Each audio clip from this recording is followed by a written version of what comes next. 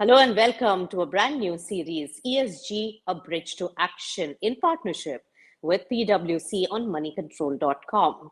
This is a destination for all those companies who are looking to launch their ESG strategy, to learn from the companies who have already embarked on the journey of building sustainable businesses. Let me welcome on our launch episode Sanjeev Krishan of PwC and Kaushik Chatterjee of Tata Steel. Gentlemen, so good to have you on the show. Now, before we start our discussion, let me first get a note from Ajay Piramal, the chairman of Piramal Enterprises, on their group strategy on ESG.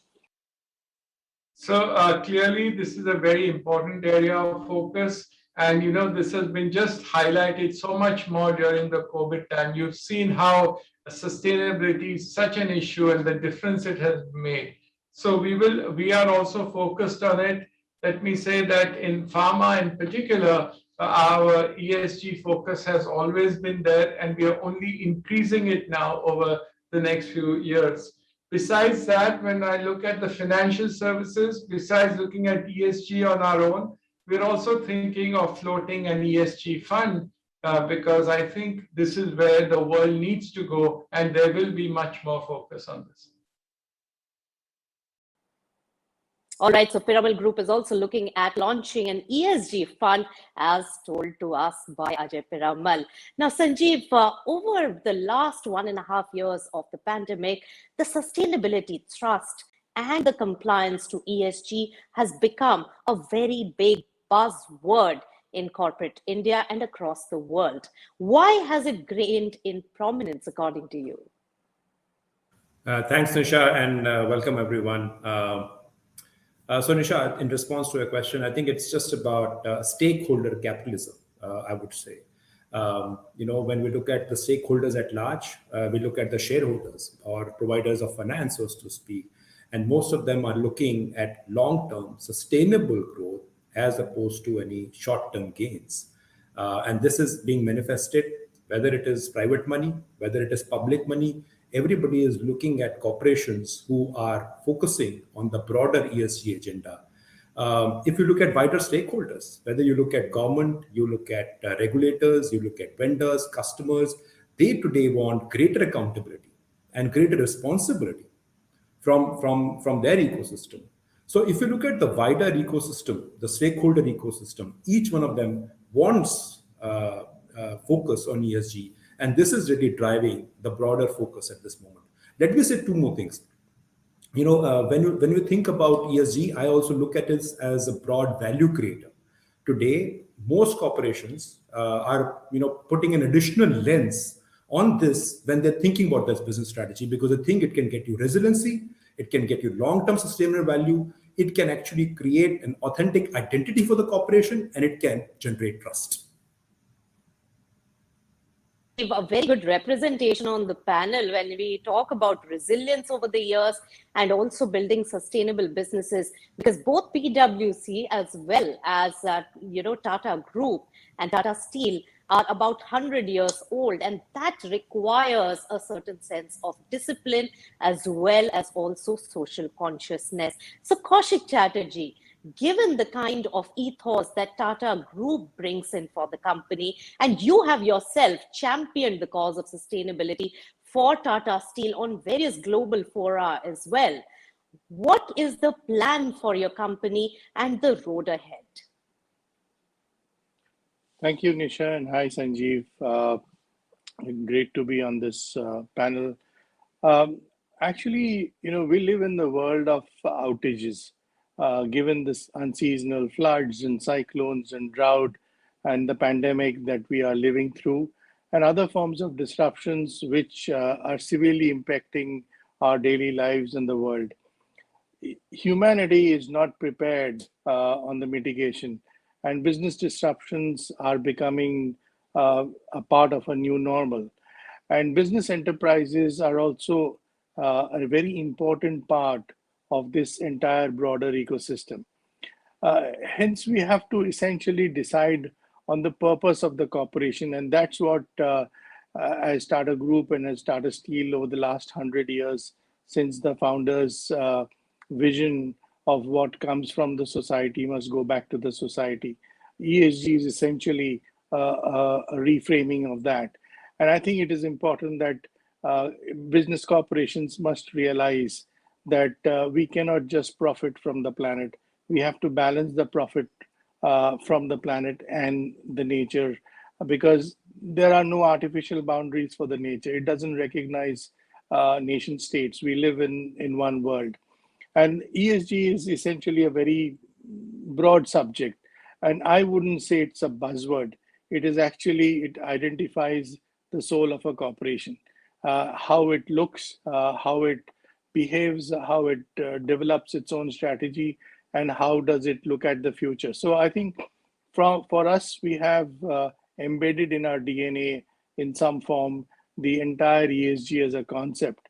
And for Tata Steel, which started 100 and more than 100 years back, it is essential to recognize that we operate in one of the remotest and less developed regions in the country.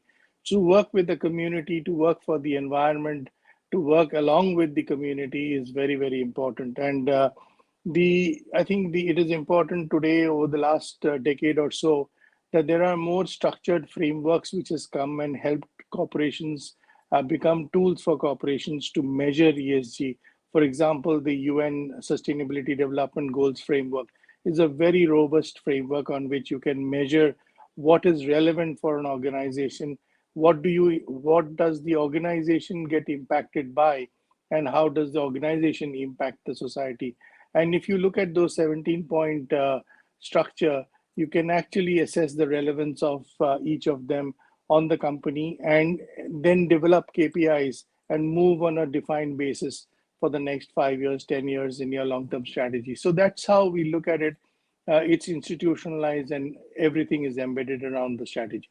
Sanjeev, Krishan, that many companies have come out with big announcements and showcasing their ESG thrust now. In fact, they have ambitious targets towards net zero emission of carbon as well.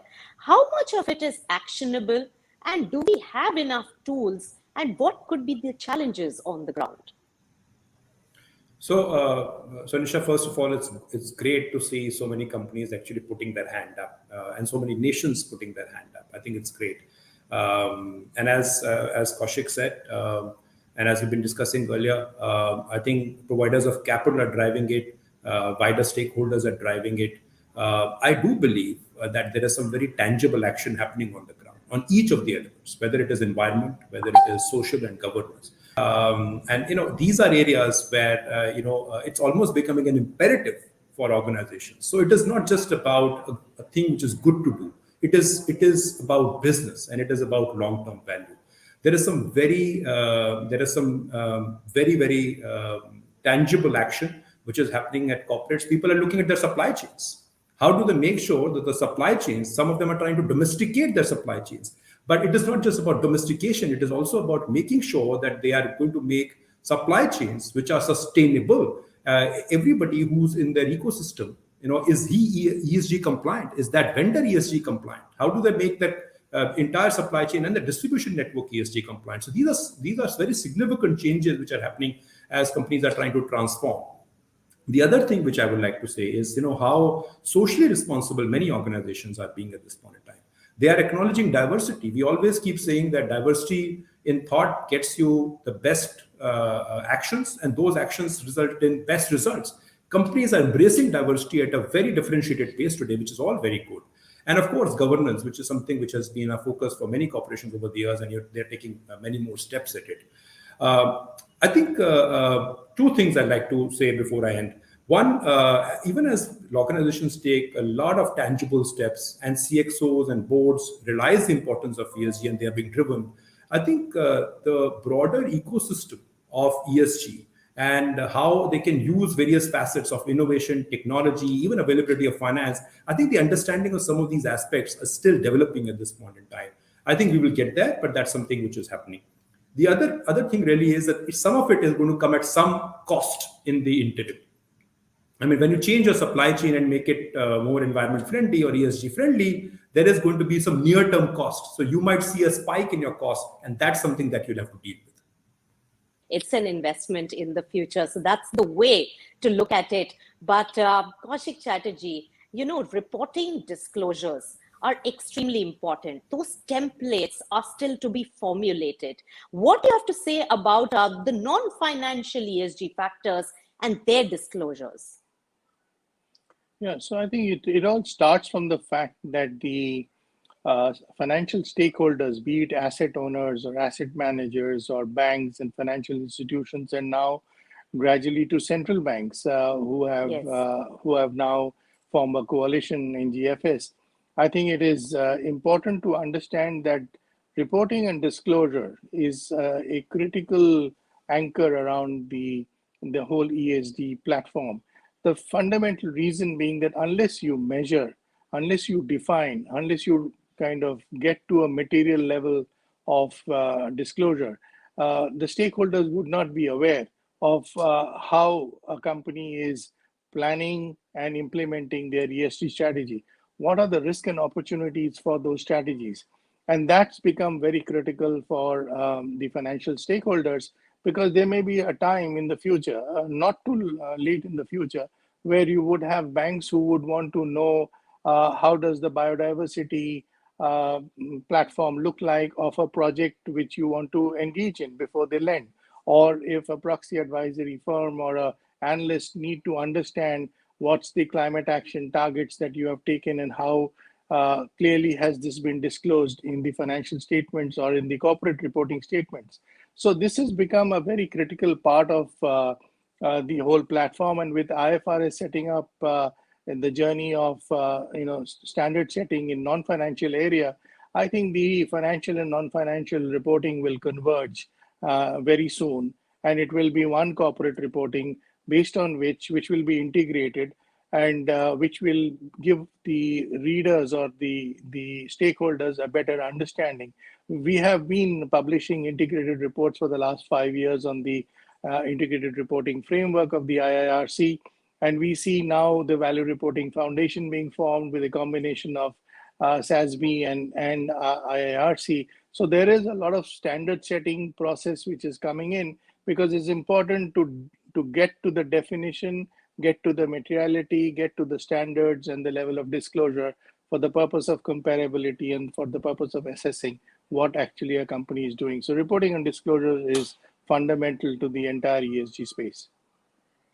All right. And that particular framework in terms of comparisons as well as coming up with a template for disclosures is still evolving. We'll learn along the journey, but it's a great enriching experience to have both of you, Sanjeev as well as Kaushik, on the panel to understand the whole ESG framework and especially what Tata Steel is working on. Thank you so much for joining us. And with that, it's a wrap on the show. Remember that road to sustainability has begun and ESG is the new normal.